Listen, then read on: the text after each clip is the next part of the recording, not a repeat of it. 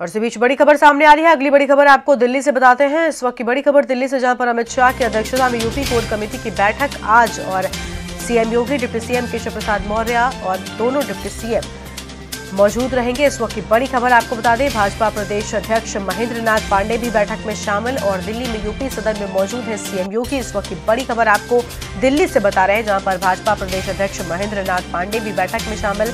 बड़ी खबर दिल्ली से,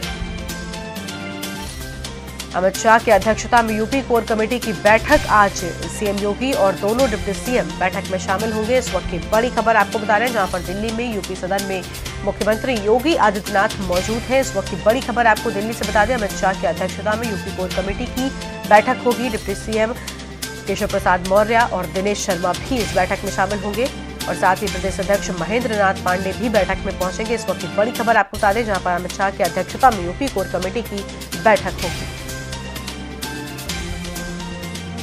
और इसी खबर पर बातचीत के लिए हमारे साथ हमारे संवाददाता विक्रम सिंह राठौर लाइव जुड़ चुके हैं अधिक जानकारी के लिए। विक्रम, आपसे जानना चाहूंगी कि दिल्ली से बड़ी खबर सामने आई, जहां पर बताया जा रहा है कि यूपी कोर कमेटी की बैठक होगी और अमित शाह की अध्यक्षता में ये बैठक होगी।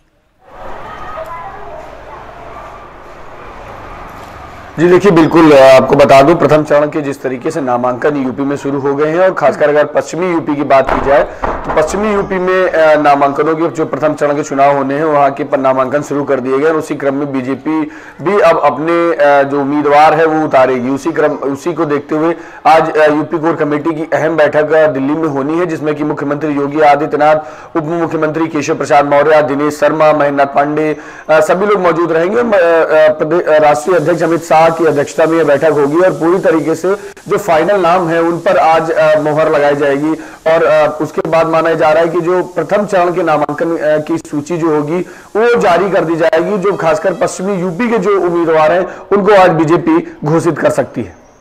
जी, तो पूछना चाहूंगी, आपने बताया कि इस बैठक के बाद में सूची जारी की जा सकती है। क्या लगता है कि क्या कुछ लोगों के टिकट कट भी सकते हैं, क्योंकि हम देख रहे हैं कि लगातार बीजेपी से एक खबर आ रही है जहां पर कई लोगों के, कई सांसदों के टिकट काटे जाने की बात कही जा रही है। तो यूपी में आखिर क्या कुछ होगा?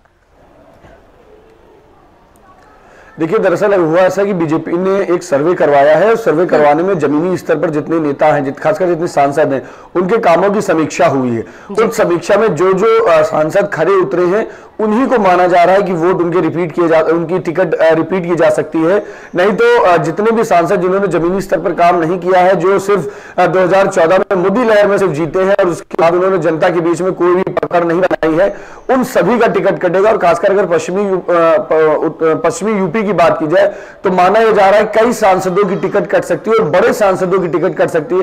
हाल फिलहाल अभी ऐसे कोई नाम सामने नहीं आए हैं, लेकिन माना यह जरूर जा रहा है कि कई सांसदों की टिकट काटे जाएंगे और जिन यूपी में जिनके टिकट काटे जाएंगे उनमें उम्मीद यह लगाई जा रही है कि वहां से उत्तर प्रदेश के जो कैबिनेट मंत्री हैं उनको चुनाव लड़ाया जाएगा, क्योंकि लगातार उत्तर प्रदेश में जिस तरीके से योगी सरकार काम कर रही है और साथ में जिस तरीके से कैबिनेट मंत्री लगातार जमीनी स्तर पर काम कर रहे हैं, उनको भुनाने का प्रयास इस लोकसभा चुनाव में बीजेपी कर सकती है। बिल्कुल विक्रम, बने रहिएगा हमारे साथ, आगे भी आपसे अपडेट देते रहेंगे। अगली बड़ी खबर आपको बताते हैं, जहां पर आज बीजेपी यूपी के लोकसभा उम्मीदवारों का ऐलान कर सकती है। बड़ी खबर आपको बता रहे हैं, पीएम नरेंद्र मोदी वाराणसी से और राजनाथ सिंह लखनऊ से लड़ सकते हैं चुनाव। स्मृति ईरानी अमेठी से चुनाव लड़ सकती हैं और बीजेपी के वरिष्ठ नेता मुरली मनोहर जोशी का काटा जा सकता है टिकट। इस वक्त की बड़ी खबर सूत्रों के हवाले से इस वक्त की बड़ी खबर सामने आ रही, जहां पर यूपी में बीजेपी 15 से 20% सांसदों का टिकट काट सकती है।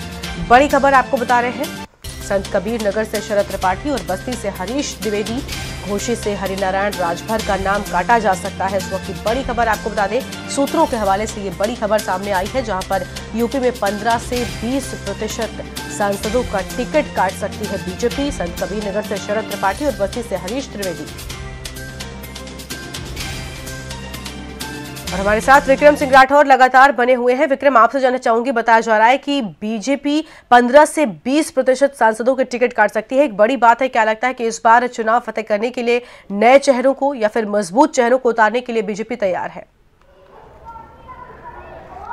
जी देखिए, बिल्कुल जैसा मैंने भी बताया कि जिन लोगों ने काम नहीं किया है और जिन लोगों ने जनता के बीच में अपनी पकड़ नहीं बनाई है, जिन सांसदों का जनाधार नहीं है या ऐसे सांसद जो सपा और बसपा के गठबंधन के सामने नहीं टिक पाएंगे, उन सांसदों की टिकट हर हाल में इस बार काटी जाएगी और जिन सांसदों ने पार्टी की जो छवि है वो धूमिल करने का काम किया है, उनकी भी टिकट काटे जाने की उम्मीद है। और बड़े स्तर पर इस बार उत्तर प्रदेश में, क्योंकि 80 लोकसभा सीटें माना जा रहा, बड़े स्तर पर टिकटें काटी जाएंगी और कई जो चेहरे हैं वो इस बार नहीं होंगे। जैसे कि सूत्रों के हिसाब से मानी जाए तो मुरली मनोहर जोशी की भी टिकट इस बार माना जा रहा है कि कानपुर से काटा जा सकता है, उनको कानपुर में इस बार नहीं उतारा जाएगा, ये सूत्रों के हवाले से खबर है। वहीं पर कई ऐसे जो कैबिनेट मंत्री हैं, जो उत्तर प्रदेश सरकार के कैबिनेट मंत्री हैं, वो इस बार लोकसभा चुनाव लड़ेंगे। तो जो पुराने सांसद हैं उनकी जगहों पर इन मंत्रियों को लड़ाया जाएगा, चाहे वो स्वामी प्रसाद मौर्य की बात कर ली जाए, श्रीकांत शर्मा की बात कर ली जाए, सिद्धार्थनाथ सिंह की बात कर ली जाए,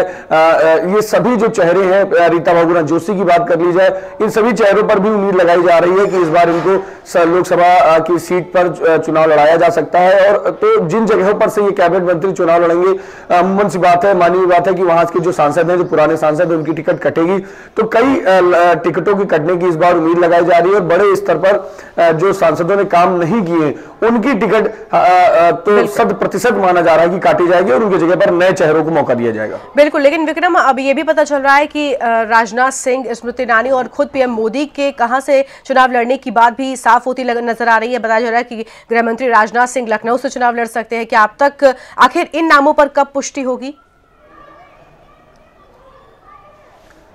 देखिए, यूपी की कोर कमेटी की बैठक होगी आज दिल्ली में। दिल्ली में इसी के बाद से माना जा रहा है कि चरण वाइज लिस्ट जारी की जाएगी। वाराणसी जो है वो सबसे लास्ट चरण में है, तो अभी ऐसी उम्मीद नहीं लगाई जा रही है कि नरेंद्र मोदी जी का नाम वाराणसी से भी क्लियर किया जाएगा, क्योंकि माना यह जा रहा है, जो बीजेपी के सूत्र है वो ये बता रहे हैं कि बीजेपी अपने उम्मीदवारों की लिस्ट चरणवार जारी करेगी और वाराणसी 7वें चरण में है। तो हो सकता है कि नरेंद्र मोदी जी का नाम अभी बाद में घोषित किया जाए, लेकिन सूत्रों की पूरी मानी जा रही है कि वाराणसी से ही नरेंद्र मोदी जी चुनाव लड़ेंगे। और कुछ लोग ये भी बता रहे हैं कि जिस तरह 2014 में 2 जगह से प्रधानमंत्री नरेंद्र मोदी चुनाव लड़े थे, तो अमूमन इस बार भी हो सकता है कि प्रधानमंत्री 2 जगह से चुनाव लड़े, वाराणसी में और एक किसी और सीट से भी वो चुनाव लड़ सकते हैं। वहीं राजनाथ सिंह के लगभग टिकट फाइनल मानी जा रही है कि लखनऊ में जिस तरीके से उनकी पकड़ है और लखनऊ संसदीय क्षेत्र में जिस तरीके से उन्होंने काम किया है और ताबड़तोड़ दौरे जिस तरीके से उन्होंने लखनऊ में किए हैं, तो माना जा रहा है कि पूरी तरीके से गृह मंत्री राजनाथ सिंह को ही लखनऊ में उतारा जाएगा। और स्मृति ईरानी का भी पूरी तरीके से माना जा रहा है कि अमेठी से ही वो लड़ाई जाएंगी, क्योंकि लगातार जिस तरीके से राहुल गांधी के सामने उन्होंने एक सशक्त छवि अपनी बनाई है और लगातार जिस तरीके से सांसद न होते हुए, अमेठी से सांसद न होते हुए भी उन्होंने जनता के बीच में अपने आप को जिस तरीके से मजबूत किया है और 2014 के लोकसभा चुनाव में जिस तरीके से राहुल को उन्होंने कड़ी टक्कर दी थी, उसको देखते हुए उनकी भी टिकट लगभग पूरी तरीके से फाइनल मानी जा रही है कि अमेठी से वो लड़ेंगी। तो मजबूत चेहरों को तो बीजेपी जरूर जगह देगी और कोर कमेटी की बैठक के बाद जब लिस्ट जारी होगी तो इन चेहरों का नाम लिस्ट में जरूर होगा। बिल्कुल, बहुत शुक्रिया आपका विक्रम हमारे साथ। घंटी का बटन दबाइए और हिंदी खबर से जुड़ जाइए।